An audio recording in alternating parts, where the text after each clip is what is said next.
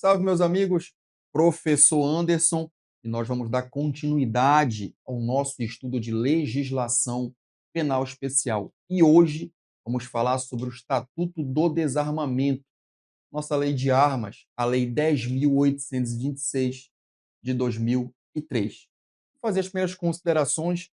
O nosso foco aqui, meus amigos, é a parte criminal a partir do artigo 12. Contudo, vou falar um pouco do aspecto geral do Estatuto do Desarmamento. Meus amigos, o Estatuto do Desarmamento, ele tem na sua primeira parte, do artigo 1º até o artigo 11, o aspecto administrativo da lei. Aí vai falar que o Estatuto do Desarmamento, a lei em referência, criou, por exemplo, o Sistema Nacional de Armas, o SINARME, tem como características gerais, por exemplo, o cadastro das armas de fogo produzidas, as importadas, as vendidas, o registro das armas de fogo de qualquer cidadão que preencha os requisitos da lei, né, de ter a arma na sua residência, né, esse registro de arma de fogo de uso permitido, entre outras características. Também vai falar, né, especificamente aí sobre o sistema de gerenciamento militar de armas. Ele não vai trazer no bojo da lei, faz a citação, porque o sistema de gerenciamento militar de armas está previsto em um decreto que regulamenta a lei. Tá? A gente vai falar sobre esses decretos. Né? E esse sistema, o SIGMA, né, que é o sistema de gerenciamento militar de armas, vai trabalhar, entre outras competências, o registro e o cadastro de armas de fogo de uso restrito. Instituições como a Polícia Militar, Corpo de Bombeiros Militares e as Forças Armadas, etc. Tudo bem? Tranquilo? Esses são aspectos gerais do Estatuto do Desarmamento. Obviamente, não é o objeto da nossa aula, mas é importante, né, o aluno saber aí, o nosso amigo que está fazendo concurso público, ter esse conhecimento geral. Agora, vamos falar sobre os aspectos criminais, especificamente da lei. Em termos gerais, Anderson, eu ouvi falar que o Estatuto do Desarmamento ele trabalha normas penais em branco. É isso? É isso. Porque, meus amigos, o objeto material, pelo menos em regra, dos crimes previstos no Estatuto do Desarmamento são armas, munições e acessórios. Só que a lei não define o que é uma arma de fogo, acessórios e munições. Fica a cargo dos decretos que regulamentam essa lei. Hoje, especificamente, aí, nós temos pelo menos 3 decretos. Tudo bem? Vai definir o que é uma arma de fogo de uso permitido, uma arma de fogo de uso restrito, uma arma de fogo de uso proibido, seus acessórios, né? E aí, munições, etc. Então, vai trabalhar esses aspectos regulamentando o Estatuto do Desarmamento. Portanto, realmente, os crimes previstos no Estatuto do Desarmamento, no Estatuto do Desarmamento, desculpe, eles são normas penais em branco. Tudo bem? Tranquilo? Nós temos outras características aí dessa lei? Sim, o objeto material. Em regra, a conduta do agente criminoso recai sobre armas, acessórios e munições. Olha o que eu estou falando. Pelo menos em regra. Nós temos outros objetos materiais, Anderson? Tem. Vamos falar isso especificamente ali no artigo 16. São os artefatos explosivos e os incendiários. Tudo bem? Esses aspectos todos nós vamos falar agora, meus amigos, falando de forma pormenorizada os crimes previstos no Estatuto do Desarmamento. Vem comigo aqui na tela. Olha só, eu falei aí, ó, nós falávamos, né, dos decretos. Olha o decreto que regulamenta o Estatuto do Desarmamento, o atual decreto que regulamenta a lei, é o decreto 11.615 de 2023. Ele vai falar que regulamenta a lei para estabelecer regras e procedimentos relativos à aquisição, a registro, à posse, ao porte, ao cadastro e à comercialização nacional de arma de fogo, munição e acessório, e dispõe, né, sobre a estrutura do SINARME, que acabamos de falar que é o Sistema Nacional de Armas. Outro decreto é o 9847 e o outro é o decreto 10.030, que vai falar sobre regulamento de produtos controlados. Tudo bem? Tranquilo? Antes de falar sobre o SIGMA, onde ele está regulamentado? No decreto 9847 de 2019. Beleza? Vamos avançar aí. Ainda voltando aqui, o decreto 11.615, ele vai trazer os conceitos de arma de fogo de uso restrito, arma de fogo de uso permitido, arma de fogo de uso proibido, só que eu não vou me ater a esses conceitos. Qual o decreto está utilizando, antes? O 11.615, por exemplo. Olha lá que ele vai trabalhar, só um exemplo para vocês aí, ó. Olha lá, meus amigos, aqui, ó. Armas e munições de uso permitido. O artigo 11 desse decreto vai dizer: são de uso permitido as armas de fogo e munições cujo uso seja autorizado às pessoas físicas e pessoas jurídicas especificadas em ato conjunto do Comando do Exército e da Polícia Federal. Aí vai trazer, inciso primeiro, arma de fogo de porte, de repetição, semiautomática, cuja a munição comum tem a saída de cano de prova, energia de 300 libras-pé ou 407 joule e suas munições, também trabalhando aí com o indicador de energia cinética. Enfim, vai trazer vários conceitos. Esses conceitos tá no material de apoio. Vai falar o que é uma arma de fogo de uso permitido, uma arma de fogo de uso restrito e armas de fogo de uso considerada proibidos. Nós não vamos nos ater a esses conceitos porque está no material de apoio. Beleza? Vamos logo, meus amigos, sem perder tempo. Vamos para o nosso primeiro crime, inaugurando os tipos penais previsto nessa lei. Está aqui, ó. Primeiro crime que nós vamos ver é o crime do artigo 12, tá? Só ajeitando aqui, vai trabalhar o crime do artigo 12. Vou adiantar aqui para a gente começar. Aqui, agora sim.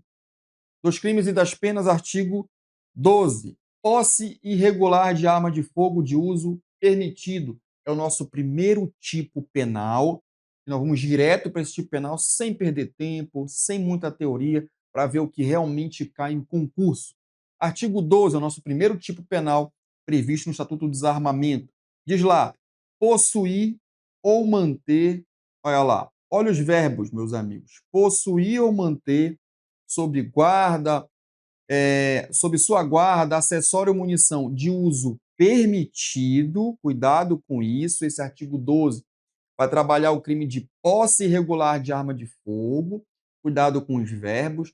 Essa arma de fogo do artigo 12 é de uso permitido. Antes, como é que eu vou saber quando uma arma de fogo é de uso permitido? Primeiro que em concurso público, ele não vai trabalhar aqueles conceitos, tá? Previstos nos decretos. E já vai te dizer que essa arma de fogo é de uso permitido, ou é de uso restrito, ou vai te dar a característica para você chegar a essa conclusão que é uma arma de fogo de uso restrito, ou é ou restrito ou por equiparação, ou proibido, etc. Então, ele não vai perguntar conceitos do decreto, tudo bem? É importante ler para conhecimento geral. Então, quando ele falar que é arma de fogo de uso permitido, ele vai te falar de forma direta. Tranquilo? Mas você tem que saber quando você está você tá diante do crime do artigo 12 ou do 16, enfim, tem que ter cuidado somente com isso. Mas aqui nós estamos trabalhando o crime de posse irregular de arma de fogo de uso permitido. Tranquilo? Continuando, em desacordo com determinação legal ou regulamentar, vocês vão observar, meus amigos, que essa expressão em desacordo com determinação legal ou regulamentar, que é o elemento normativo de todos os tipos penais previstos no Estatuto, tem essa expressão. Então, é muito comum, ele vai falar sobre o tipo penal e vai trazer essa expressão que é o elemento normativo do tipo. Tudo bem? Desacordo com determinação legal ou regulamentar, olha só essa elementar importante para caracterizar. Eu vou até pegar uma caneta aqui vermelha, olha só. No interior de sua residência ou dependência desta. Cuidado, tá? No interior de sua residência ou dependência desta, ou ainda no seu local de trabalho, cuidado com isso, desde que ele seja o titular ou responsável legal. Meus amigos, qualquer mudança, no caso concreto, que desconfigure um elemento desse, desconfigura o crime. Então, cuidado, que aqui o crime do artigo 12, que é a posse irregular de arma de fogo de uso permitido, ele vai dizer que esse fato acontece na sua residência ou na dependência desta, ou nas suas dependências ali, quintal, enfim, né, áreas adjacentes, né, que o Estatuto do Desarmamento, a lei modificou aí, eu acho, no ano de 2019, especificamente ali, salvo engano, em 2019, ele estendeu esses conceitos aí de residência, principalmente rural, tá? Para abranger, inclusive, todas as áreas desse terreno, dessa gleba aí, tá? considerando aí como uma extensão da sua própria residência. Tudo bem? Cuidado com isso. Isso está no estatuto, no artigo mudou, foi acrescentado no estatuto a partir do ano de 2019. Tranquilo? Cuidado com isso. Então ele fala no interior da sua residência ou dependência desta. Ou ainda no seu local de trabalho. Mas no local de trabalho ele tem que ser o titular, cuidado com isso, ou responsável legal. Se ele não for o titular ou responsável legal, vai desconfigurar o crime. Tá? Eu não vou mais falar do crime do artigo 2. Então cuidado com esses elementos do tipo, essas elementares do tipo. Tudo bem? Vamos avançar. E ele fala que fica sujeito a uma pena de detenção de 1 a 3 anos e multa. Tranquilo? Vamos falar sobre as características desse crime, meus amigos. Olha só, classificação desse crime. Aí vamos ter aqui, rapidamente aqui, nós vamos ter, só ajeitar aqui, nós vamos ter classificação geral dele. Só um momento, meus amigos. Vamos ter aqui, ah lá, objetividade jurídica, a incolumidade pública, né? O que visa proteger esse tipo penal? Os tipos penais em geral, né? Vou falar desse tipo penal específico, mas vale para todos os tipos penais, em regra, tá, meus amigos? Em regra, vale para todos os tipos penais previstos no Estatuto. Visa proteger a segurança pública. Visa proteger a segurança pública, tá? E para muitos, a incolumidade pública. Tranquilo? Esse é um ponto. Outro, objeto material, não tem nem o que discutir, nós já introduzimos essa aula falando. Objeto material não poderia ser diferente, pelo menos em regra, é arma de fogo, acessório, munição de uso permitido, tá? Tranquilo, não há o que nem discutir. Objeto material, em regra, arma de fogo, acessório e munição de uso permitido. O crime é comum. Antes, em relação ao sujeito ativo, qualquer pessoa pode praticar esse crime, portanto, não exige nenhuma qualidade especial do sujeito ativo, então nós estamos diante de um crime comum.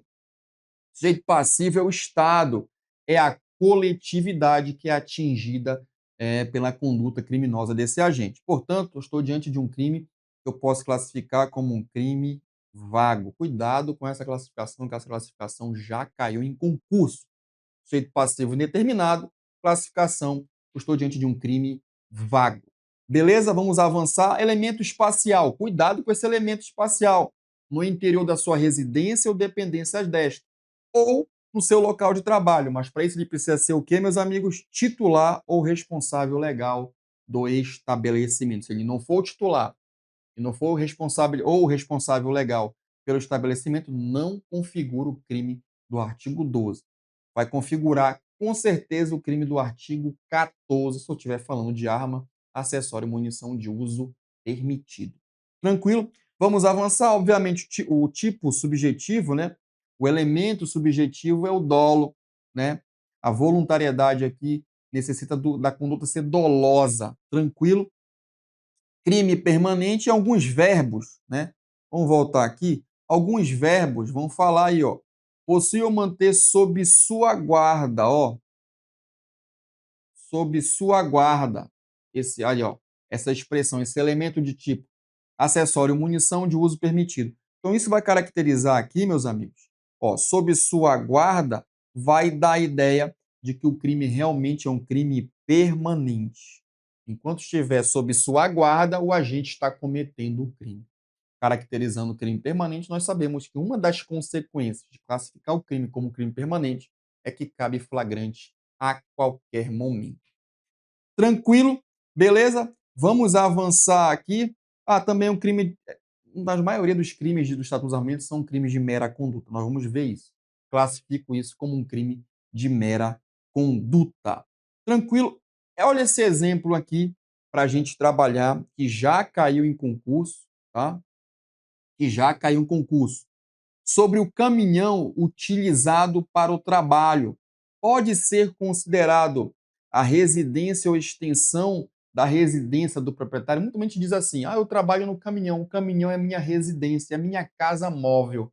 Isso é verdade do ponto de vista penal? Imagina a seguinte situação: vem comigo aqui só aqui na tela.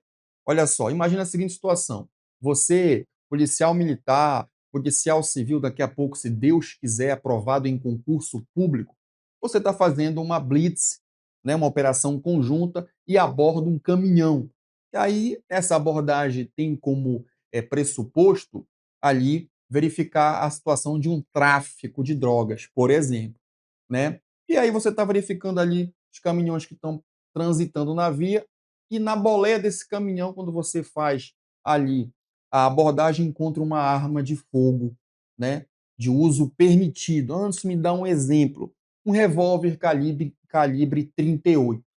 É um exemplo, um revólver calibre 38. Esse revólver ele é considerado um revólver de uma arma de fogo de uso permitido. Esse revólver nesse calibre. Estou dando exemplo. Tá? Imagina que você, né, ali fez a abordagem e encontrou esse revólver calibre 38. Então você vai interpelar o caminhoneiro e vai dizer: e essa arma de fogo, você tem um registro? Porque, meus amigos, toda arma de fogo tem que ter registro, tudo bem? Num sistema apropriado, nesse caso aí, como é uma arma de fogo de uso permitido, tem que estar registrado no Sinarme, tranquilo, né? E aí você vai perguntar para ele se ele tem um registro da arma. Ele vai dizer, pode dizer, tem um registro da arma.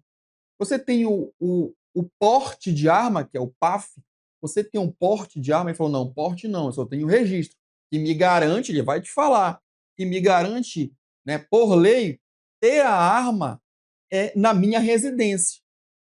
O caminhão é a minha residência, eu considero como extensão da minha residência, porque é aqui que eu durmo à noite, por exemplo, depois que eu passo o dia trabalhando e vou dormir, eu vou dormir na minha residência, por equiparação, por consideração, porque o caminhão é a minha residência por extensão. Ele está certo, meus amigos? Não, ele está errado, né? Para ele ter essa arma de fogo na boleia do caminhão dele lá, ele vai precisar do registro, obviamente, e do porte, tá? Que é o PAF, para ele ter autorização de portar essa arma de fogo. Porque no Brasil, meus amigos, pelo menos em regra, é proibido o porte, né? As exceções são aquelas pessoas que conseguem comprovar porque precisam de uma arma, portar uma arma de fogo, e obviamente os agentes públicos, principalmente ali ligados à segurança pública, policiais militares, policiais civis, policiais penais, policiais federais, rodoviários federais, etc. E vários outros agentes públicos que têm autorização previsto em lei. Mas em regra, todo cidadão ele não tem autorização de portar, salvo se preencher os requisitos, obviamente aí para ter o porte de arma de fogo e poder aí portar essa arma no dia a dia. Isso de forma justificada, obviamente, para ter essa concessão da Polícia Federal para ter esse porte. Mas não é o caso do nosso exemplo. Nosso exemplo ele só tem um registro. A pergunta é: a boleia do caminhão eu considero como residência para aplicação do artigo 12, sim ou não? Resposta, meus amigos, é não, tá? Esse cidadão que tem o registro, eu estou dando um exemplo que ele tem um registro, né? Ele vai responder não pelo crime do artigo 12, porque ele já tem um registro. Ele vai responder pelo crime do artigo 14. Por quê? Porque ele não tem um porte, tá? Cuidado com isso. Ele para ele ter essa arma na boleia do caminhão e utilizá-la aí na condução, enfim, ter, né, como segurança, para sua segurança, na boleia do caminhão, de uma Kombi, enfim, de um meio de transporte que ele trabalhe, ele vai precisar do porte e não somente do registro. Tranquilo? Cuidado com isso, porque foi esse entendimento com a gente aqui na tela, foi com esse entendimento que o STJ chegou a essa conclusão. Olha só o que o STJ decidiu aqui, meus amigos. Ó, vamos lá. O STJ entendeu aqui: não se pode confundir o delito de posse irregular de arma de fogo, cuidado com isso, né? Aqui ele está falando do artigo 12, nós estamos fazendo a leitura, com porte irregular de arma de fogo. Nós vamos dar ver isso. Ele está falando aqui do artigo 14. Posse irregular de arma de fogo, eu vou colocar de uso permitido, tá? Estou dando exemplo do permitido. com porte legal de arma de fogo, com porte, se for o caso de uso permitido, está no 14. Antes, se for restrito, vamos ver isso, está no 16, tá?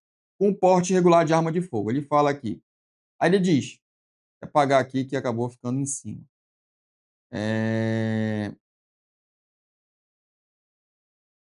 Só apagar aqui rapidamente. Ele diz que não se confunde, tá? Aí continua lá, ele diz: caracteriza-se o delito de posse irregular de arma de fogo, olha só. Aí ele diz lá: caracteriza-se o delito de posse irregular de arma de fogo quando ela estiver no interior da residência, tá? No interior da residência. Ou no trabalho do acusado, evidenciado o porte legal se a apreensão ocorrer em local diverso. Então, na sua residência ou local de trabalho, desde que ele seja o titular ou responsável.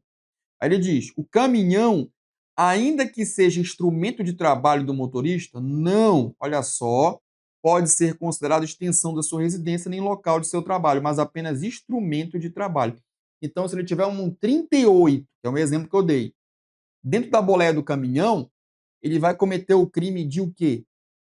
Se ele não tiver o registro. Se ele tiver o registro, ele vai cometer o crime de porte ilegal de arma de fogo, que nós vamos ver ainda o artigo 14, tá? Porque ele não vai, esse registro por si só não vai autorizar ele ter essa arma de fogo ali na boleia do caminhão dele.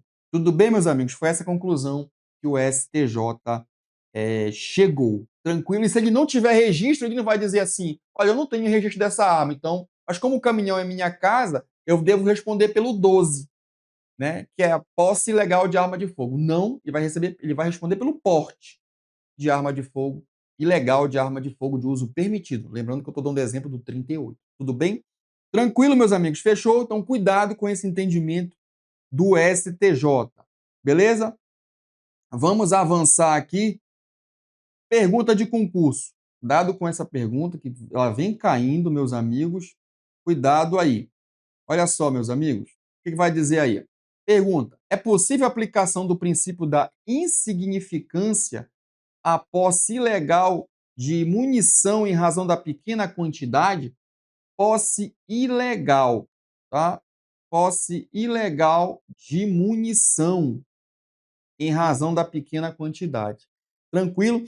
Meus amigos, olha só, vem comigo aqui e a gente vai fazer uma pequena reflexão. Os crimes, nós vimos algumas características do crime do artigo 12, né? Nós estamos vendo esse artigo ainda e trazendo alguns pontos importantes. Meus amigos, é assim. Como foi que foi construído os tipos penais previstos no Estatuto do Desarmamento? Meus amigos, pelo menos em regra, que é a regra, os crimes previstos no Estatuto do Desarmamento são crimes de perigo abstrato. São crimes de perigo e perigo abstrato. E, portanto, o legislador ele presumiu o perigo. Então, olha só, vamos a essa conclusão.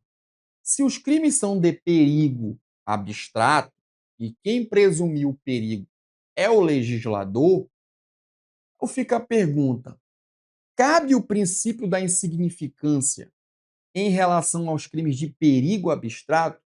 Meus amigos, a resposta é não. Essa é a regra. Nós aprendemos, esse é o básico do direito penal. Se o crime é de perigo abstrato, quem presumiu o perigo é o legislador. É ele que disse: esse comportamento ele é potencialmente lesivo, presumidamente lesivo, ao bem jurídico tutelado, ao bem jurídico ali que deve ser preservado, que no caso dos crimes do Estatuto do Desarmamento é a paz pública. Para muitos, outros é a segurança pública. Tanto faz. De qualquer forma, seja a paz pública, a segurança pública, a incolumidade pública, de qualquer forma, quando ele construiu os tipos penais, a ideia, e foi essa a ideia, o legislador construiu crimes de perigo e, portanto, ele presumiu o perigo. Ele diz: olha, esses comportamentos que eu vou descrever na lei, eles são suficientemente lesivos ao bem jurídico que deve ser protegido. Então, esses tipos de crimes de perigo abstrato, não se coadunam com o princípio da insignificância. Não faz sentido, né, falar em crime em princípio da insignificância quando eu falo de crime de perigo abstrato, que é o caso dos crimes de estatuto de desarmamento. Essa é a regra. Então, se fosse responder, eh, cabe crime cabe o princípio da insignificância em relação aos crimes de estatuto, a regra é não. A resposta, em regra, é não. Então imagina a seguinte situação: eu estou com algumas munições, né, eu não tenho registro de arma de fogo e, portanto, eu não posso comprar nenhum tipo de munição, eu não tenho posse, eu não tenho registro, eu não tenho porte, né. É porque para ter porte, eu tenho que ter registro. Mas eu estou falando no meu exemplo que eu não tenho nem registro, mas eu tenho munições e uma arma, vamos dizer assim. Eu tenho uma arma na minha casa, vamos dar esse exemplo? E a arma, enfim, está em algum lugar. Só que a polícia, quando chegou, ela encontrou as munições, né? Eu escondi a arma em outro local, em outra residência, mas em outra residência, para não ser descoberta a minha arma. Só que a polícia acabou descobrindo as minhas munições. Eu não tenho registro de arma nenhuma, nada. Pergunto, essas munições desacompanhado da arma, que a arma está em outro local. Olha o exemplo que eu estou falando. Eu tenho uma arma e tenho munições. Só que sabendo que vai ter uma busca e apreensão, eu pego a arma e coloco em outro local. Em outro local, em outra residência, enfim, de amigo, de parente. Mas esqueci da munição. Quando a polícia vai na minha casa, descobre as munições. Eu não tenho registro de nada. E, portanto, as munições que estão ali, elas estão é, é, sob a minha guarda ali, né, sem autorização e em desconformidade com a lei. E, portanto, eu vou dizer que essa arma de fogo e essas munições são de uso permitido, tá? Só um exemplo.